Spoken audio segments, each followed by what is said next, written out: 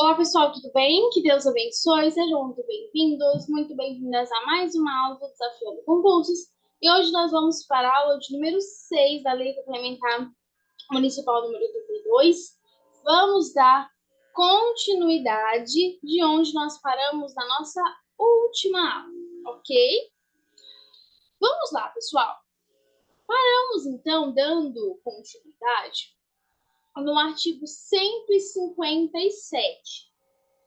O artigo 157, ele vai nos dizer o seguinte, deixa eu pegar aqui a minha caneta, ele vai nos dizer o seguinte, que a demissão, ela será aplicada nos seguintes casos, ou seja, algo mais grave, tá? A demissão, ela vai ser aplicada nos seguintes casos. Primeiro caso, crime contra a administração pública. Onde que nós temos, tá, de uma forma bem visível, os crimes contra a administração pública? Lá no título 11 do Código Penal. Vou abrir aqui o meu Código Penal para vocês verem. Esse aqui do Planalto, tá? Vamos lá. Começa em qual artigo? Começa no... Opa, peraí. 312, que começa com crime de pecular. Então, crime contra a administração pública. O capítulo 1 começa dos crimes praticados por funcionário público contra a administração em geral. Ou seja, aqui nós temos no capítulo 1 tipificados crimes em que funcionários públicos irão praticar contra a administração. Nós temos 327 artigos. E o artigo 327, ele traz uma conceituação muito importante. O artigo 327 do Código Penal, ele nos diz quem seria funcionário público. É isso mesmo. Acompanha comigo.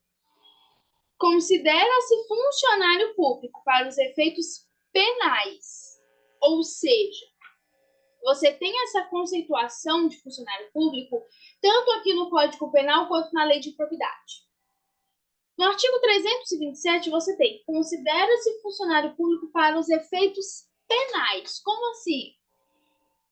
Quando eu digo para os efeitos penais, vai significar que esse conceito ele será aplicado quando eu estiver falando de um funcionário, de uma determinada pessoa que venha praticar um ilícito contra a administração pública. Então, por exemplo, pode ser uma pessoa que vem ali transitoriamente ou sem remuneração, como diz aqui, exercer um cargo, enfim, função pública, algo do tipo. Então, exerce algo na administração, mesmo que sem remuneração, mesmo que transitoriamente. Só que, se essa pessoa comete algo contra a administração pública, o fato de ser transitoriamente ou sem remuneração não impede que ela venha responder pelo ilícito que ela cometeu. Porque olha o que diz a continuidade do artigo. Que, embora transitoriamente ou sem remuneração, exerce cargo, emprego ou função pública.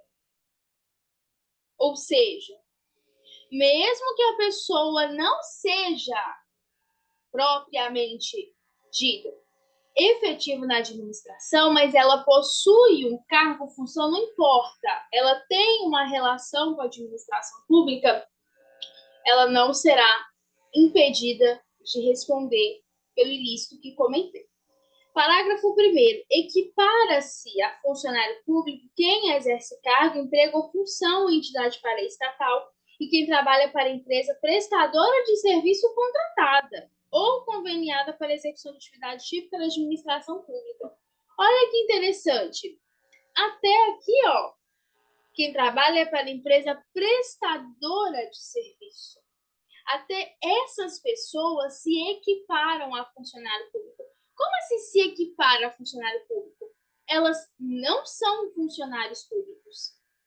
Elas apenas se parecem, se equiparam, se valem dessa conceituação de funcionário público, tá? Aí aqui fala que a pena ela vai ser aumentada no parágrafo 2º da terça parte quando os autores dos crimes forem ocupantes de cargo em comissão ou função de direção ou assessoramento aí da administração direta, sociedade de economia mista, empresa pública ou fundação, ou seja, também quando eu estiver falando da administração pública indireta, ok? Inciso 2. Abandono de cargo. 3. Inassiduidade habitual. Ó, essa palavrinha aqui é importante. Habitual, ou seja, recorrente, ok? Por que essa palavra é muito importante? Porque a palavra habitual, ela, em todo o seu contexto do direito, ela é muito importante. Ela é muito importante. Porque se fala que inassiduidade habitual nos leva a entender que o funcionário recorrente, diversas vezes, de forma repetitiva, não tem assiduidade no decorrer do seu cargo, na função que lhe foi conferida pelo cargo que exerce. 4. Improbidade administrativa. 5. Incontinência pública e conduta escandalosa na repartição, aí que entra muito a questão da moralidade, né? E o artigo... Peraí, opa. Peraí. Tá, é verdade. Eu trouxe aqui para vocês um exemplo. Eu tinha até esquecido que eu tinha trago para vocês, ó. Quando eu falei do crime contra a administração pública, vamos imaginar um exemplo. Mévio trabalha na prefeitura do município Alfa, no estado X, e recebe Dona Clara, que agindo de boa fé, pergunta a Mévio se é naquela repartição que realiza-se envio de produtos para outros estados, visto que pretende enviar um aparelho de telefone para sua netinha que mora em São Paulo. Mévio, servidor público, agindo de má fé, diz a Dona Clara que ela foi ao lugar certo e pega o produto dizendo que vai realizar um envio. A conduta de Mévio se encaixa no crime tipificado no artigo 313 do Código Penal, denominado peculato mediante erro de outrem. Ou seja, Mévio, ele cometeu um ilícito contra a administração, um crime contra a administração pública. Por quê? Porque ele se apropriou daquilo que era de Dona Clara mediante erro dela. Porque ela chega de boa fé e pergunta: olha, aqui que eu faço o envio desse livro, enfim, desse telefone, aqui que eu faço o envio. Qual deveria ser a atitude dele? Olha, senhora, a senhora precisa se dirigir até uma agência dos Correios para que esse serviço seja feito. Só que Mévio agiu de má fé e falou: não, a senhora veio no lugar certo, na hora certa, e olha que ainda está vazio. A senhora veio aqui no melhor dia. Ou seja, Mévio cometeu um crime contra a administração pública. Tá? Bom, continuando. Insubordinação grave em serviço. 7. Ofensa física em serviço a servidor ou a particular, salvo em legítima defesa de outrem. 8. Aplicação irregular de dinheiros públicos, exemplo, artigo 315 do Código Penal. Vamos para o artigo 315 do Código Penal.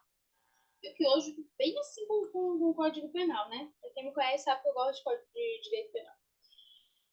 315. Emprego irregular de verbas ou rendas públicas. Dar às verbas ou rendas públicas aplicação diversa da estabelecida em lei. Detenção de 1 a 3 meses ou multa, tá?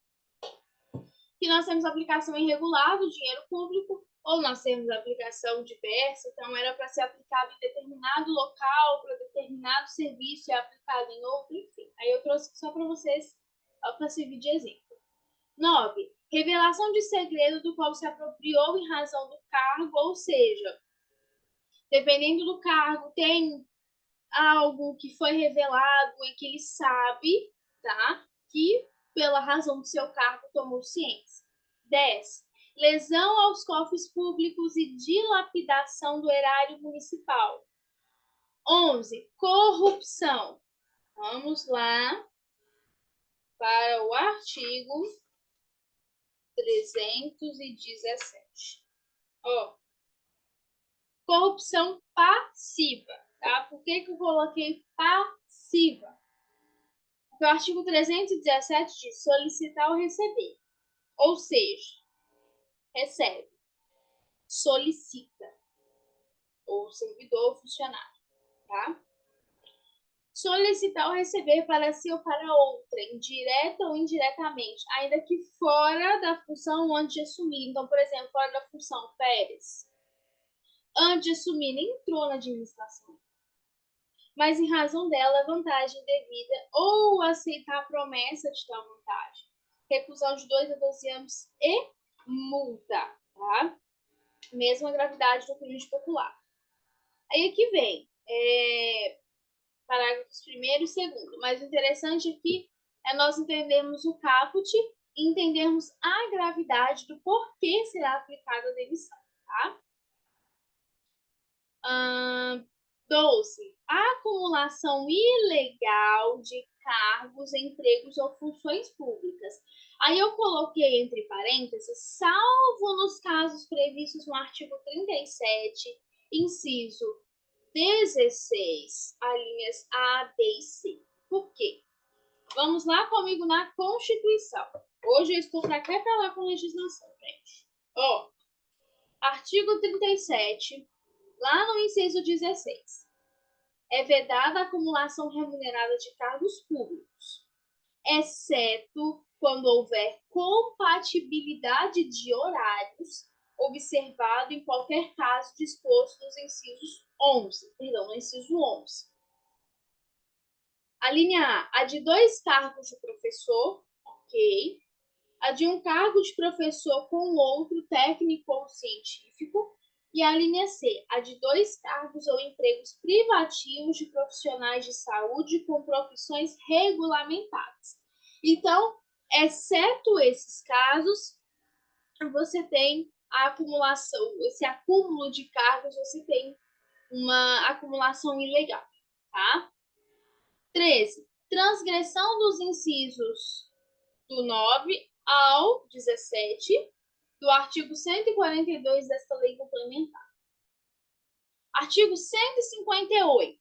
Será cassada a aposentadoria ou a disponibilidade do inativo que houver praticado na atividade falta punível com a demissão. Artigo 159. A demissão do cargo efetivo ou da destituição de cargo em comissão. Por que destituição? Porque nós temos a livre nomeação e a livre exoneração, tá? Então, vai destituir. Nos casos de infração dos incisos 4, tá?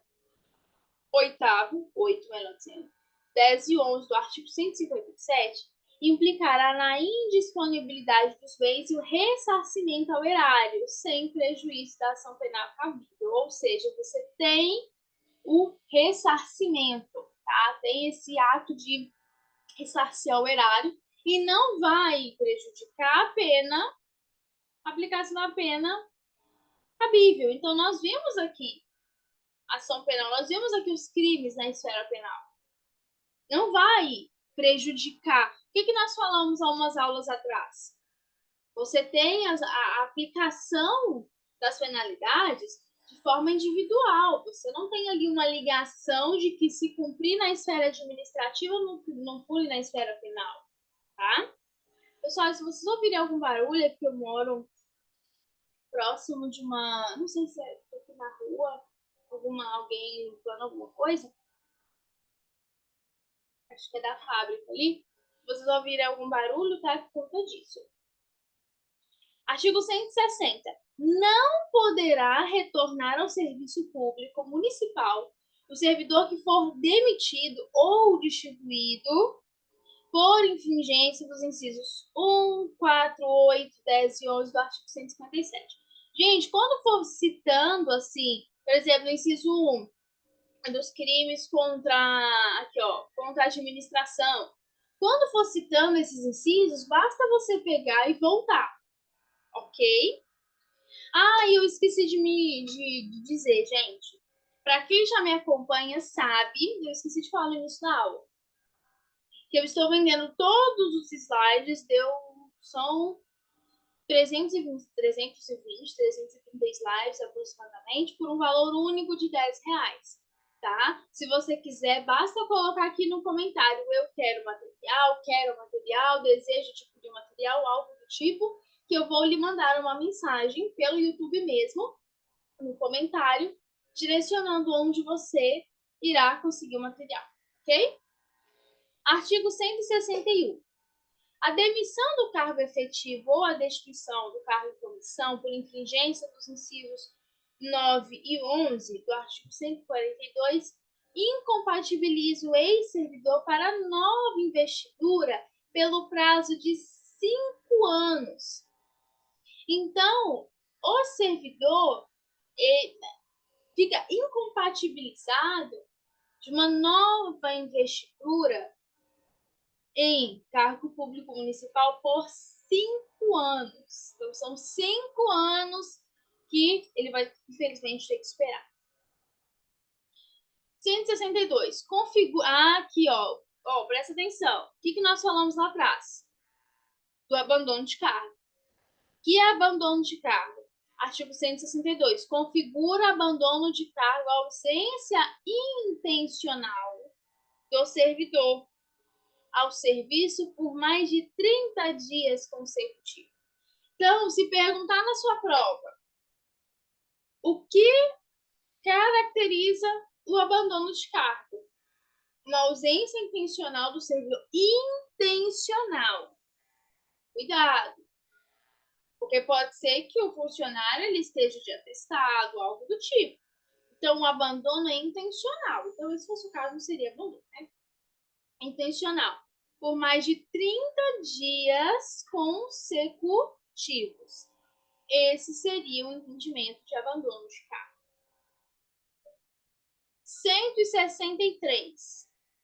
Vai agora me dizer acerca da inassiduidade habitual. Artigo 163. Entende-se por inassiduidade habitual a falta ao serviço. Porém, você tem uma não justificação. Como que eu vou saber que Mévio ele está agindo com inassiduidade habitual? Como que eu vou caracterizar esse habitual? Por mais de 60 dias, interpoladamente durante o período de 12 meses. Ou seja, por mais de 60 dias durante o período de 12 meses. Cuidado para você não confundir com o abandono de cargo. E vai que cai na sua prova. Entende-se por inassiduidade habitual a falta de serviço sem causa justificada por 30 dias. Não. 30 dias eu estou falando do quê? Do abandono de cargo. É diferente. Diferente. Já a inassiduidade, aí você tem 60 dias durante o período de 12 meses. Tá? Artigo 164. As penalidades disciplinares, elas serão aplicadas por autoridade competente. Então, obviamente, tá, gente? Ok? Então, obviamente, você vai ter a aplicação obrigatoriamente por uma autoridade competente para aplicar do mesmo jeito da esfera judicial, tá bom? 165. A ação disciplinar prescreverá em 5 anos, quando as infrações puníveis por demissão, cassação, aposentadoria ou disponibilidade, destituição do cargo em comissão. Em 2, se eu falar em suspensão. E em 180 dias, se eu falar de advertência. Parágrafo 1º. O prazo de prescrição, quando que vai prescrever? Ele começa a correr da data em que o fato se tornou conhecido. Então, quando que esse prazo prescricional começa a correr?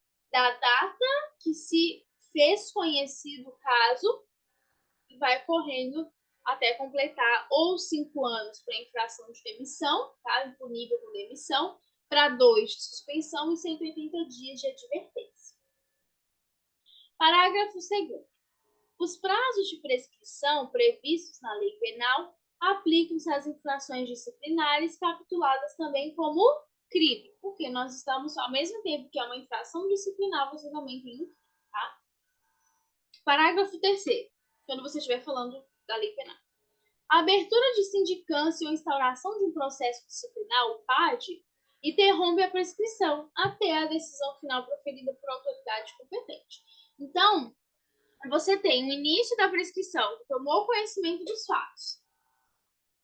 Por exemplo, instaurou um processo disciplinar. Ok. Essa abertura interrompe a prescrição. Então, vai interromper. Até uma decisão final, proferida por autoridade competente. Um processo. Um processo disciplinar. Você tem as fases. Eu não quero que você tenha as fases do processo disciplinar. Ok? Parágrafo 4º. Interrompido o curso de prescrição, ou seja, se eu tenho uma instauração de processo disciplinar, interrompe a prescrição. Aí eu te pergunto, quando que a prescrição vai voltar a correr? A partir do dia em que cessar a interrupção. Ok? Então, prazo prescricional foi interrompido até a decisão final proferida por autoridade competente. Passando isso, o prazo ele vai voltar a correr a partir do dia que cessar a interrupção, ok?